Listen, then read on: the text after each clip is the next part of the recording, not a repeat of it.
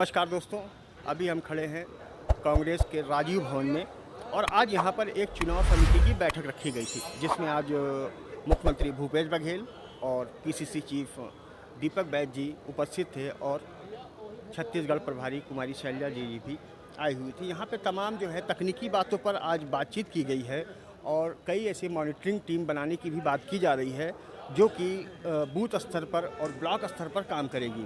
लेकिन अभी तक सस्पेंस पहली सूची पर अभी भी बना हुआ है। कांग्रेस कब सूची जारी करेगी इस बात का अभी तक कोई खुलासा नहीं हो पाया है।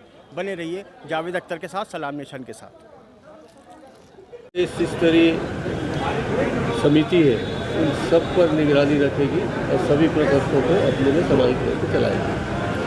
हमारे पास सबसे पहला कार्यक्रम 2 अक्टूबर का है। 2 अक्टूबर को गांधी जयंती जी के अवसर पर सभी विधानसभा क्षेत्रों में यात्रा शुरू होगी, जिसमें हमारे सरकार के द्वारा किए गए काम का प्रचार प्रसार करना ही प्रमुख होगा। हम लोग अपने काम के बल पर चुनाव लड़ने जा रहे हैं। हमने बेहतर काम किया है, हमारा बेहतर रिजल्ट आया, ये हमको विश्वास है। हमें भाजपा के जो दुर्गुण है उसको तो दिखाना है, मगर वो हमारे चुनाव अभियान समिति के प्रचार का मुद्दा नहीं है, बल्कि हमारे जो काम हुए हैं 5 साल में, जो पूरे भारत देश में ये प्रचार प्रसार हो रहा है कि छत्तीसगढ़ में जो काम हुआ है, छत्तीसगढ़ या सबसे बढ़िया। के अलावा भी छत्तीसगढ़ में जो हमने राजीव गांधी न्याय योजना के माध्यम से, उत्थान के माध्यम से, गढ़बो नवा छत्तीसगढ़ के माध्यम से इतनी सारी योजनाओं का काम शुरू किया है, उन्हीं को सामने लेकर हम 2 तारीख को 2 अक्टूबर को प्रचार प्रसार करेंगे। सभी क्षेत्रों में ब्लॉक स्तर में जाएंगे, तब से हमारे अभियान की शुरुआत होगी। बाकी बातें हमारी तमाम नेताओं का दौरा हो रहा है। प्रियंका गांधी भी आ गई, राहुल गांधी भी अभी कल ही आए थे, मल्लिकार्जुन खड़गे आ गए, सोनिया गांधी के दौरे को लेकर कोई चर्चा है, उनका भी आने का? जी, हम लोगों ने भी निवेदन किया है, मैंने खुद निवेदन किया है, आदरणीय मुख्यमंत्री जी ने भी निवेदन किया है। वो समय निकालेंगे और यहाँ आने का प्रयास करेंगे। अभी चुनाव अभियान समिति की बैठक आदरणीय डॉक्टर चरणदास महंत जी की अध्यक्षता में और आदरणीय शैलजा जी और प्रदेश अध्यक्ष दीपक बैज जी की उपस्थिति में सभी सदस्य यहाँ उपस्थित थे। महत्वपूर्ण सुझाव आए जिसके बारे में अध्यक्ष जी ने आपको बताया ही है। महत्वपूर्ण बात यही है कि लगातार हम लोग भरोसे का सम्मेलन भी कर रहे हैं और न्याय योजनाओं के बारे में लगातार बातें की जा रही है और उसमें लगातार हमारे राष्ट्रीय नेता आ भी रहे हैं और ज़बरदस्त उत्साह और लोगों का आशीर्वाद हमारी सरकार से मिल रही है। भारतीय जनता पार्टी जहाँ तक की बात है, भारतीय जनता पार्टी ट्रेन ही नहीं चला पा रही। यात्री ट्रेनें सारे रद्द है। ऐसा कोई दिन नहीं है जिसमें मीडिया में ये न छपता हो कि फलाना ट्रेन रद्द हो गया। तीज का समय भी निकल गया, अब लगातार त्यौहार भी आ रहे हैं, लेकिन भारतीय जनता पार्टी की सरकार केवल वंदे भारत ट्रेन को हरी झंडी दिखा रहे हैं, जिसमें आम जनता बैठ ही नहीं पाते, इतना किराया रहता है। जो आम जनता जिसमें यात्रा करते हैं वो सारे ट्रेन रद्द हो रहे हैं या विलम्ब से चल रहे हैं। दूसरी तरफ भारतीय जनता पार्टी के दौर में लगातार महंगाई बढ़ रही है, चाहे पेट्रोल हो, डीजल हो, चाहे केरोसिन हो, चाहे खाद्य पदार्थ हो, दाल हो, तेल हो, सब की कीमतें बढ़ रही है। इसके बारे में भारतीय जनता पार्टी मौन है। तो एक तरफ लगातार भारतीय जनता पार्टी केंद्र सरकार होने के कारण से महंगाई की मार झेल रहे हैं और यात्री ट्रेन के विलम्ब और रद्द होने से परेशान हैं। सर, ये मोदी जी कल एमपी में कहे हैं कि देश भर में कांग्रेस को जो है अर्बन नक्सली चला रहे हैं। वो तो सोते मतलब भारतीय जनता पार्टी पहले कहते थे कांग्रेस मुक्त भारत, अब वो लाइन बोलना बंद कर दी है। क्यों? कांग्रेस ही भारतीय जनता पार्टी सफाया करते जा रही है।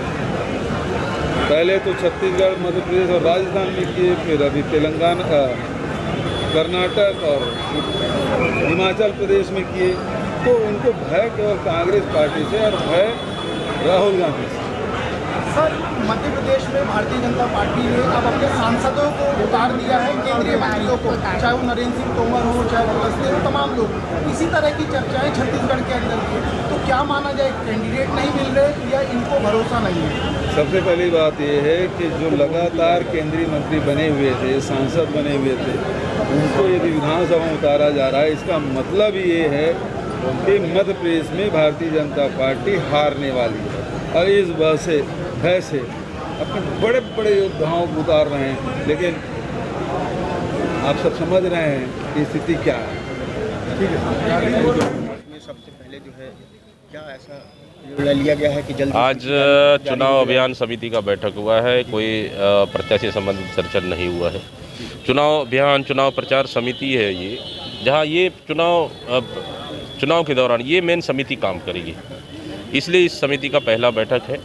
और ये कमेटी बहुत सारे चीज़ निर्णय डिसीजन ले चुका है। अभी 2 तारीख को हम लोग हर विधानसभा स्तर में कांग्रेस भरोसा यात्रा निकालेंगे, तो ये इस चुनाव प्रचार अभियान का जिम्मेदारी रहेगा। उसको मॉनिटरिंग करें, उसका रणनीति बनाएं, उसको रूपरेखा तय करें।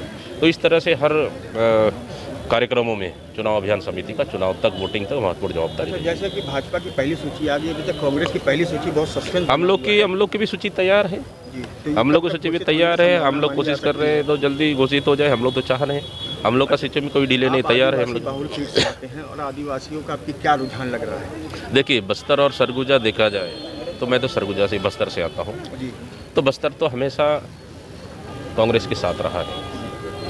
1-2 चुनाव को छोड़ दे, झूठ और फरेब के जाल में आदिवासियों को फंसाया भारतीय जनता पार्टी ने, लेकिन आज फिर बस्तर की जनता को दिल जीतने का काम हमारी कांग्रेस की सरकार ने किया है।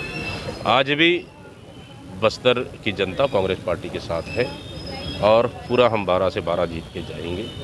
थोड़े बहुत कई कमी बेसिक है, हम लोग सब मिलकर उसको ठीक करेंगे, सुधारेंगे। रायपुर सबसे हॉट सीट जो है दक्षिण मानी जाती है ये आज की डेट में, तो दक्षिण में क्या लग रहा है, कुछ नया आपकी कुछ होने वाला है कि कांग्रेस वही पुरानी रीति? नहीं, हम लोगों ने बहुत से सीटों के लिए अलग अलग रणनीतियाँ बनाई हैं, उस रणनीति के आधार पर हम लोग काम करेंगे।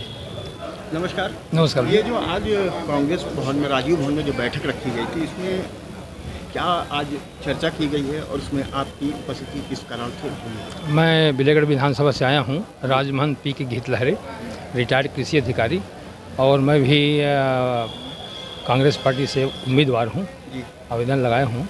तो ऊपर की बैठक के बारे में जानकारी तो नहीं हो पाई मेरे को, लेकिन मैं सारे लोगों से मिलने आया था, दीपक भाई जी से। क्या लग रहा है, आपके क्षेत्र में अपना दौरा कर रहे हैं, जी, वहाँ से आपको क्या संभावना प्रतीत हो रही है? वहाँ संभावना बहुत बढ़िया है। सम्माननीय भूपेश बघेल जी के नेतृत्व में हम फिर सरकार बनाएंगे, और मैं जहाँ भी जनसंपर्क में गया हूँ, लोगों का अपार जन समर्थन मिल रहा है। मुझे ऐसा लगता है कि हम 75 पार के आंकड़ों को पुनः प्रसारित करेंगे। आप क्षेत्र में जा रहे हैं, तो ऐसी क्या मूलभूत सुविधाएं या असुविधाएं दिख रही हैं जिस पर आप काम करने की इच्छुक हैं? मैं एक्चुअल में कृषि विभाग से रिटायर्ड अधिकारी रहा हूँ, और सरकार की जो 3-4 योजनाएं हैं, जिसमें हैं राजीव गांधी किसान न्याय योजना, नरवा घुरवा गरुआ बारी है ना, मजदूर कृषि न्याय योजना, इसका मैं नोडल अधिकारी रहा हूँ और विगत 5 साल लगातार काम किया हूँ और रिटायर हो गया हूँ। तो उस योजना से इतना मैं लोगों से जुड़ा हुआ हूँ, इतना उस योजना से प्यार रहा है कि यदि मुझे अवसर मिला तो मैं खुलकर भी जन सेवा में जुड़ जाऊँगा। आप एक शासकीय कर्मचारी थे, उसके बाद अचानक से राजनीति में आने का ख्याल कैसे आ गया? ऐसे क्योंकि मैंने आपको बताया कि 5 साल लगातार इस योजना से मैं दिल से जुड़ा हुआ था, तो ऐसे लगा कि खाली क्यों रहूं, मैं खाली न रह करके भी मैं जनता के शिविर में बैठा रहूं। यदि संगठन मुझे अवसर देती है तो जनता के सामने। तो संगठन से आप क्या उम्मीद रखते हैं? अब मुझे तो मेरा अपने कर्म व्यवहार पर भरोसा है। यदि संगठन उचित समझे तो कांग्रेस पार्टी का साथ जुड़ के काम करेंगे। अपना परिचय दीजिए। पी.के. घितलहरे, राजमहल, पूरा नाम है पुलस कुमार घितलहरे, विकासखंड बिलेगढ़, नगर पंचायत।